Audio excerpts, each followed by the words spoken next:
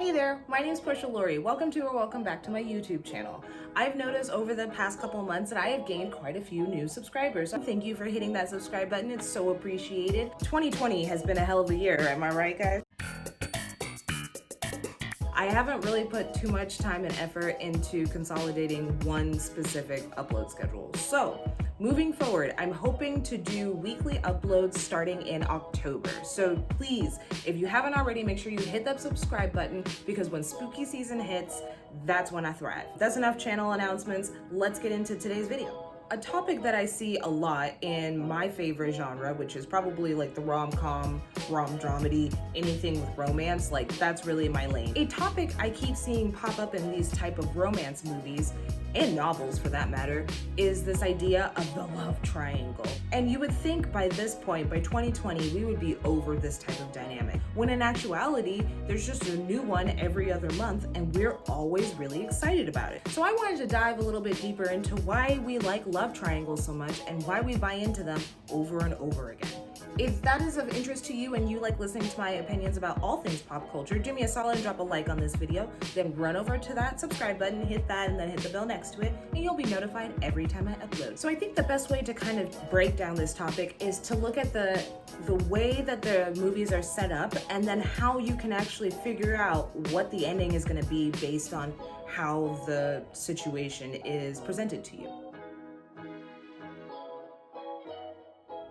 The time period that the story takes place in someone's life can often dictate or at least give you an idea of the situation that we're going to be put in. For example, if we're dealing with someone in high school and there's a love triangle storyline, most likely I'm thinking we're going to have a boyfriend who's kind of crappy and the best friend that is being ignored but secretly in love with them. That's a very typical high school scenario. Whereas if we're dealing with a love triangle with someone in their late 20s or 30s, someone with a family, we might be looking at someone who is having an affair, who is sleeping with someone that they work with. 9 times out of 10, that storyline also has to do with like a thriller aspect and like, so like I said, the setting, location, as well as the time period in their life can give you a little bit of an idea of what type of love story we're going to see.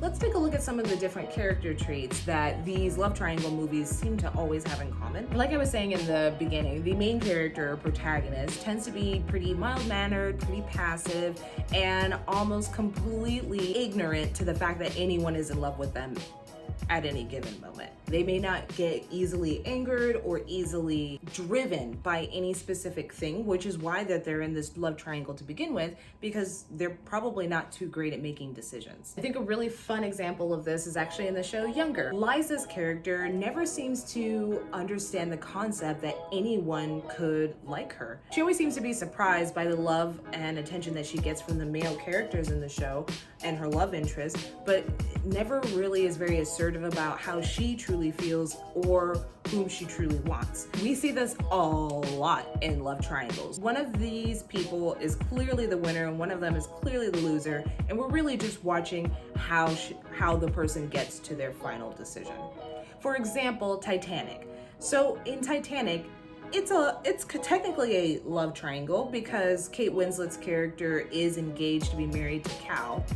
However, she meets this Jack Dawson and that kind of changes her whole perspective on life in general. Now, as an outsider watching this movie, we clearly see that Cal is a piece of crap and he is not good enough for her. And Jack is this amazing, beautiful, incredible human. So again, there's a love triangle here, but are you really questioning who she's gonna end up with at the end? Not really. A non-tear-jerking version of this would be The Wedding Singer. Drew Barrymore is engaged to Glenn. I'm Mrs. Glenn Goulia. And Glenn is also a piece of crap, and Adam Sandler is this great wedding singer guy, and you want her to end up with him, you just don't know how she's gonna get there. Another good example would be 10 Things I Hate About You. So Bianca is in a love triangle. Joey Donner is clearly the person she shouldn't be with because he is clearly an a-hole, whereas Cameron is just this sweet, perfect human. The opposing personalities, but neither of which are extremely bad or extremely good. They're just extremes of each other. An example of this is in This Means War. So in This Means War, Reese Witherspoon's character is deciding between Tom Hardy and that other guy. and there is no clear winner. So as an audience member, you're just kind of choosing which team you want to be part of. You don't know who she's gonna pick in the end. The person she picks is so not how I wanted the movie to go, but I wouldn't say that it necessarily ruined it just because she didn't pick who I wanted. It was more fun to kind of watch her try to make the decision than the actual outcome was interesting. So after we kind of meet our characters in the story, we gotta have some kind of goal, some kind of plot, something we're trying to get to that will either create this love triangle or end the love triangle. One of my favorite plot lines is the I need a date to something plot line. You'll typically see this kind of plot line used in like high school stories because it usually ends with like a dance that's everyone's going to, homecoming, prom, or you can sometimes see this in like adult films too with like I need a date to a wedding or what have you. Along with this whole I need a date to something important theme, we also get the making an ex jealous, which is usually that's usually how that plot line is used. A great example of this is Drive Me Crazy. Melissa Joan Hart's character, Nicole, has her eyes set on the star basketball player. She wants to take him to prom. It would just look so perfect, and then, he'll ask her to be his girlfriend. An event happens, and basically this gets all screwed up for her, and he ends up taking another girl from another school to it's not prom, it's their centennial, whatever. To get back at him and to make herself seem more appealing is to take her neighbor / ex-best friend to the centennial with her in order to make him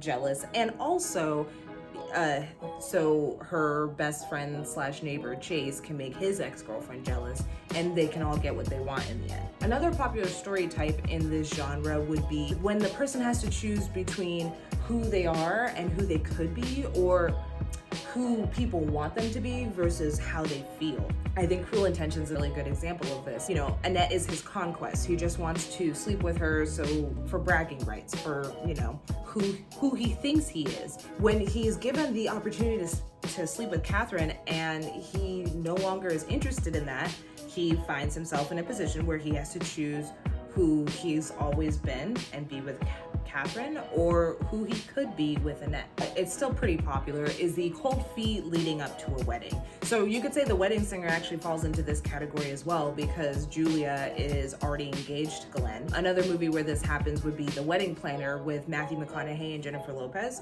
Jennifer Lopez plays a wedding planner, and he is getting married to this really lovely girl, but he's having cold feet before the wedding, yada yada yada.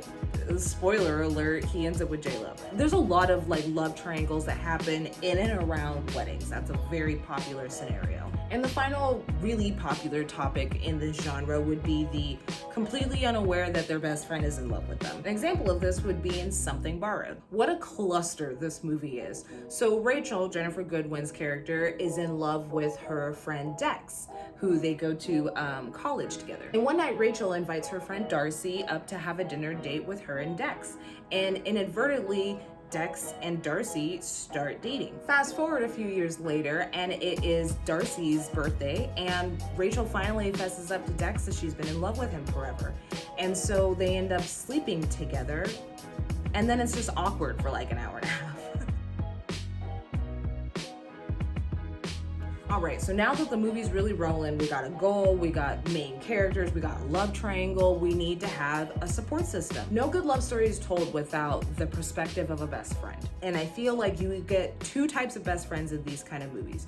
You either get the best friend that is of comic relief and probably adds absolutely no substance to the situation, or you have the friend that gives you all the wisdom in the world and you're wondering, wow, this person is single. So in Pretty in Pink, I think it's a really fun, interesting 80s story about class and how we look at each other. But I think the ending of it would make you feel like, wait, what was the moral of that story?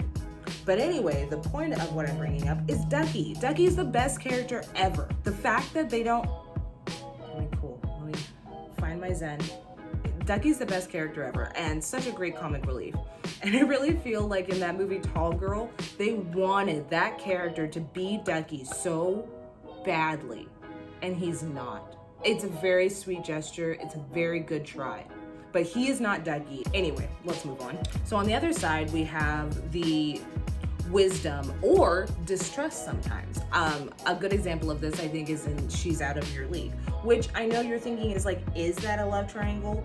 But he almost ends up going back to his ex-girlfriend, so I think it kind of counts as a love triangle. But Stainer, oh my god, why does he have like the crappiest like name, like character name or nickname or whatever?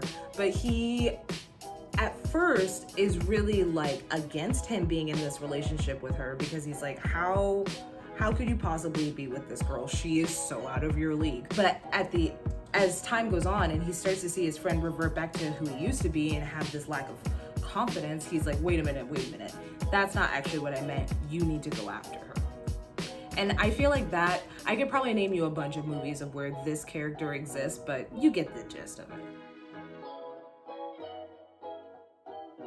Some kind of conflict, something has to happen to force the decision to be made. So I think a very popular conflict that we see is that someone gets stood up for something. That one person promises that they'll show up and then they don't show up, or they arrive at a date and like the person never arrives for said date and they get stood up in some kind of way. My favorite example of this, I think, would be Gilmore Girls. So Rory is in quite a love triangle between Jess and Dean for like, I would say like 2 seasons consistently, where they were really going back and forth about who she should or shouldn't be with, who she wants to be with. So the first time we see that there's rifts in between Jess and Rory's relationship is when Jess and Rory get into a car accident in her car, and he takes her to the hospital, or somehow she gets to the hospital, but he never shows up. He never comes in to check in on her. Actually, the next time she sees him, she had to go find him in, I think, New York, and I think he was with his mom.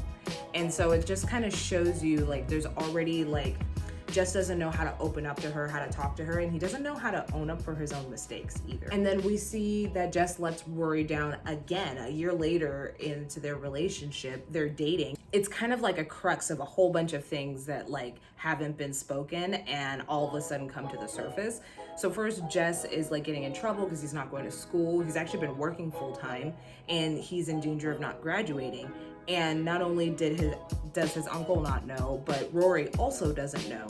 So then they go to this party and there's all this like kind of tension, and she's trying to get into his head and he doesn't want her there. And so they start making out, but then he wants to take it further. It's not the time and it's not what she wants in this present moment. So they get into a fight. Dean sees all of this happening, and so he kind of gets inside of the altercation.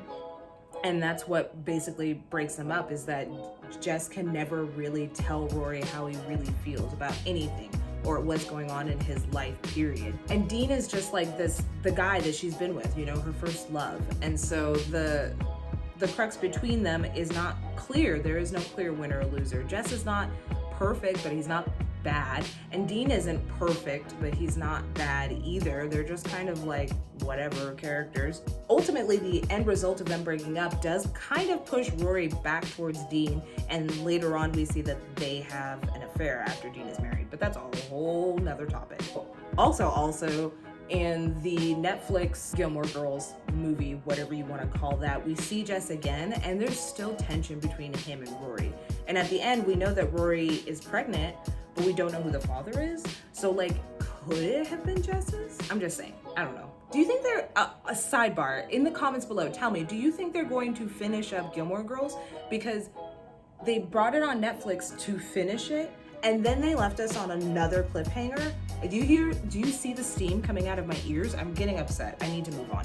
Another popular conflict, which I think we see time and time again, so I'm not gonna spend too much time talking about it, but it's cheating.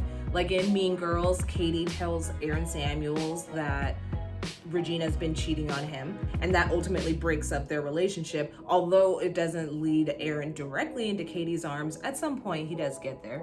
And then I have my favorite one, is the misunderstanding. You know, where like you see something happening and you think it's this, but then it's not this, and maybe it could have been this, but it hadn't gotten there yet. To All the Boys I've Loved Before too, you know, with John Ambrose. Peter and Laura Jean are already having kind of like a rough time, mostly because Laura Jean has never been in a relationship and she's just spending a lot of time comparing herself to all of Peter's exes.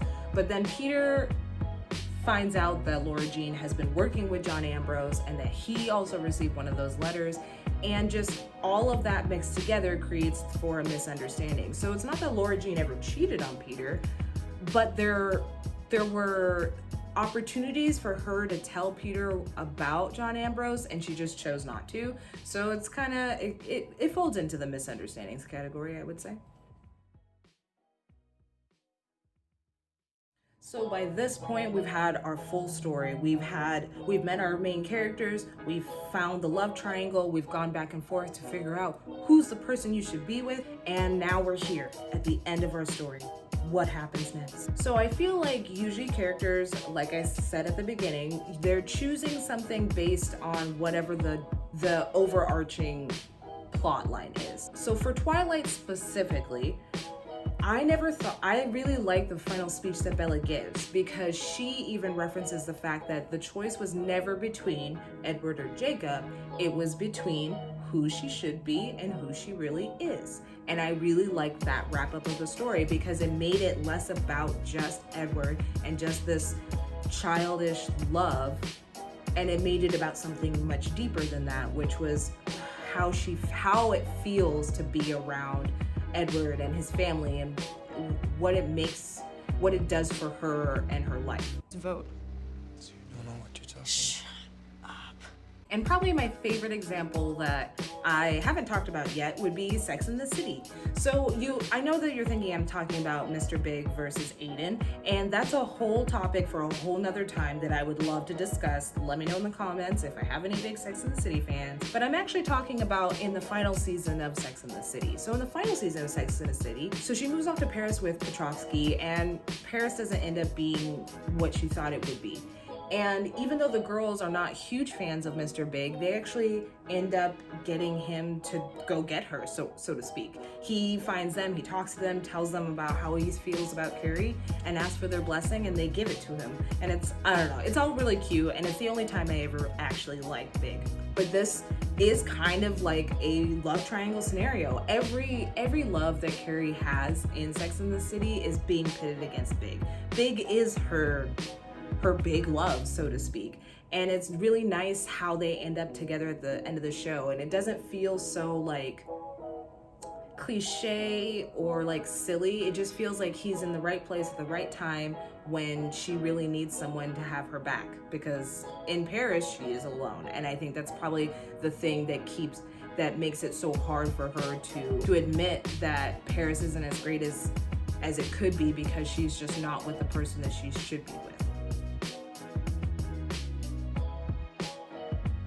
Love triangles. I feel like the more I talked about this, the more I kept feeling like I was repeating myself. And I think that just goes to show why these movies are so similar, but we keep watching them, right? And so I started to wonder, like, why do we keep watching these movies? And I think the things that we don't think about are the behind the scenes stuff. So I always talk about, I'm going to keep talking about Twilight, because it's one of the bigger love triangle movies that I think most people are familiar with. And what I think is interesting is that, to me, at no point when reading the book did I ever feel like I had to be Team Edward or Team Jacob. That all came with the movies. And I realized that came because that's how they marketed the movie towards you. They showed you Edward and Bella being sweet and romantic and kissing in a meadow. And then it would cut to like a shirtless Jacob and him professing to Bella how much he cares about her, even though she's like, I don't care, dude. And it made me realize like marketing plays a huge role into these love triangle things. It's also part of the reason I went to go see The Hunger Games. That was a movie that I didn't read the books prior. I saw the first movie, got addicted, and then went out and read the books. And again, I felt like the movies were centralized around this idea of a Team Gale, Team Peeta. Whereas when I read the book, I'm like, oh no, it's just a girl living her life, and she just goes from liking one dude to liking a different one. So I would say that these movies keep getting made, and they keep getting these bigger and bigger fan bases because of how it's marketed to us. We love to fight. I don't think that could be any clearer in this day and age than right now. So it makes sense that in movies, we would enjoy the same type of behavior. We just love to fight over things, even when they have absolutely no meaning. Wow, That was heavy. And along with pitting audiences against other audience members, we also have all the stuff that goes on behind the scenes. So you know that these movies, there almost always is an on-set romance, or someone ends up dating another co-star at some point in time, or breaks up a marriage because of a movie. And I really have to question now, as someone who is 30 years old, how many times that's true versus how often it just gets people talking about the movie and then ultimately seeing the movie. And lastly, of course, it is a lot to do with casting. If you were watching romance movies in the early 2000s, I guarantee you've seen at least one movie with any of these people in it. Katherine Heigl, freaking Zac Efron, and Queen Latifah really just owned my movie watching experience for most of the early 2000s. They were in everything, and they played a lot of times the same character in all of those movies, yet we kept going back to the theater to watch some more. So that's my spiel on love triangles. Ultimately, I feel like we just keep watching them because they find different creative ways to market the same story to us over and over again. And there's nothing inherently bad with that, as long as you bring something new to the table each time. And I feel like with all of these ingredients of how to make these movies, you are now better prepared to pick out the good ones versus the we made this for money. I want to do more specific topics, more videos like this that aren't about just one movie, but an overarching idea, plot, character, what have you. If you enjoy these types of videos, it would do a world of good for me if you could hit that like button. It lets me know that you enjoy the content and that I should make more of it. I also know that a good majority of my subscribers have come here because of my Boy Meets World video. I am so thankful for how well that video is done on my channel. It's incredible. Thank you. Keep watching it. I don't know, share it with someone that you know likes Boy Meets World, but I'm definitely going to be bringing more Boy Meets World content onto my channel because it seems to do really well. And it's a TV show I could talk about endlessly. Once again, if you enjoyed this video, do me a solid and drop a like on it. I hope you'll subscribe to my channel and hit that bell next to the subscribe button, so that you can be notified every time I upload. Like I said, spooky season is coming up and I have so many fun videos planned. So please make sure you hit that subscribe. Until next time, guys, I'll catch you later. Bye.